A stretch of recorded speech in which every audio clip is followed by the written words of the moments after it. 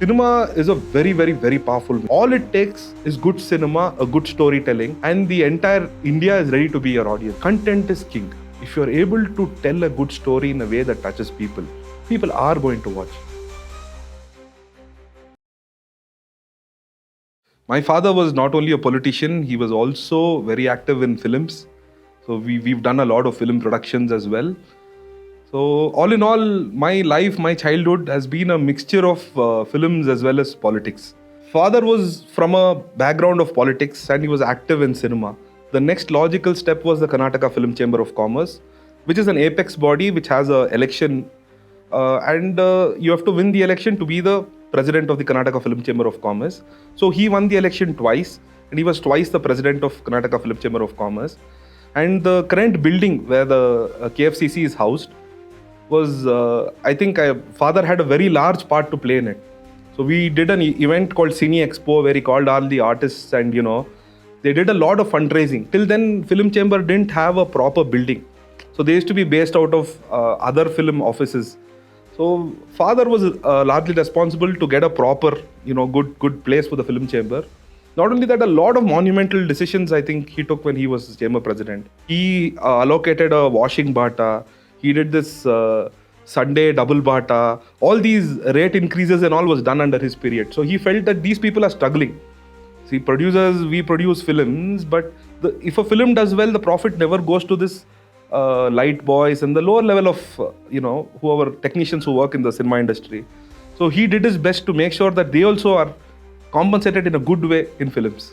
He used to be partial to some characters in our movie. So, and he was very, very hands-on. He used to sit in the story writing. He used to sit in writing the lyrics. So there was this one particular song in our movie. The lyrics, I think 80% contribution is my father. So he was very hands-on in these things. And he always believed that when you reach people, some sort of a change is possible through cinema. So we were always a family who was into film productions apart from father's politics. So film was something I was largely exposed to even from a very young age. So my 18th birthday was on the cards. It was very close by. So one day my father called me and he asked me, son, what do you want for your 18th birthday? So I told him, Appa, I want a business. I don't want any material things. I want a business where I can learn, how to. He's like, generally people your age will either ask a bike or a car. Why do you want a business per se? Like, no, that is what I want, So then the Kannada feature film called Tandege Takkamaga happened, which was the remake of popular Hindi cinema Virasat. So it was a very big budget film and I don't know how father trusted a young boy like me to. And I was not a paper producer. I was not just there for my name. He made sure that I attended all the shootings, that I sang for the composings. That is what I asked him. I asked him to learn the business. So he gave me a full thorough opportunity to understand how cinema is made, how it is marketed, how is the business end of cinema. I was very fortunate to have that sort of a university learning at so young a age. So we started Tandage Takkamaga on my 18th birthday, February 20th. And the corresponding year, that is when I was 19, we released it. So from that time, I think cameras and lights have been a part of my life till today. I think that was the start. Cinema is a very, very, very powerful medium. There's no doubt. But what happens is a lot of things are fictionalized in cinema. We cannot, in all logical disparity, compare an average Joe's life with that of a film hero. In the end, film hero is going to win. Everybody is going to defeat the villain. But of course, yes, there is a large impact. I think today a lot of people are taking up, social work, are taking up politics, are aspiring for leadership positions. The inspiration definitely is in some form or the other cinema, for sure. I think in the last 5 to 6 years has been the largest change or progression I've seen in terms of cinema. So cinema before was very cut and dry, sir. There was a hero, there was a heroine, there was a love story, there was two fights, 4 songs, and a typical 4 to 5 genre. Cinema was, totally inside that. Audience were okay with that. See, again, cinema also depends on the audience. What the audience is consuming is what filmmakers will make. Hindi cinema had their own model. Our regional cinemas had their own model. Today, the average viewers mindset has changed. He wants a different story. He doesn't want the old, Shah Rukh Khan's, that regular love. He's not consuming that. That has changed. When that changed, the audience today are looking for newer and newer types of stories, newer and newer types of storytelling. I think that is what inadvertently led to the pan-India model. See, art in itself is never bound by language. A painting is never bound by language. A good song is never bound by language. See, even cinema is never bound by language.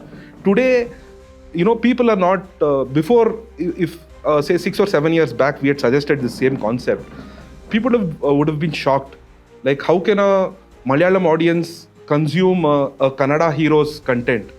But today, the content has crossed all those boundaries.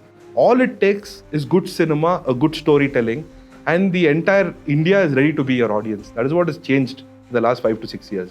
On one end, some of them have managed to do a tremendous job, like create a pan-India level impact.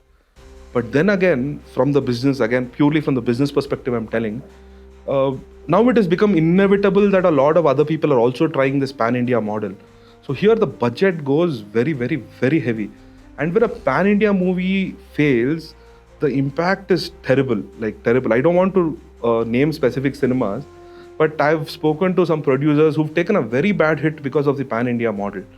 I think now the hybrid model that is developing is a smarter thing to do. Case in point, it could be Kantara. So Kantara primarily released in Kannada. Once they saw astounding success in Kannada, then they started dubbing and marketing it in the other languages. Similar with Su From So. It was a Kannada release. Then they slowly got into Telugu, Malayalam. I think this is a more sensible way of doing business. Because the moment you call a film pan-India, now we are talking in the tunes of 60 crores, 80 crores, 100 crores budget. And it is a risky business, sir. Not all the movies click. And taking a 100 crore loss, probably to the producer, it'll be very tough for him to get up and get into production again. So it is a double-ended sword. I think we have to handle it carefully. Kannada cinema is going towards its glory days now. I wouldn't call this the peak, but we are definitely getting there. Now, regarding patriotic films, yes, there has been a dearth of patriotic films in Kannada industry. I think the last genuine military-based movie was Muttinahara. After that, there has been a small. The problem with these military-based movies or these historic mythological movies is the budget involved is very, very huge.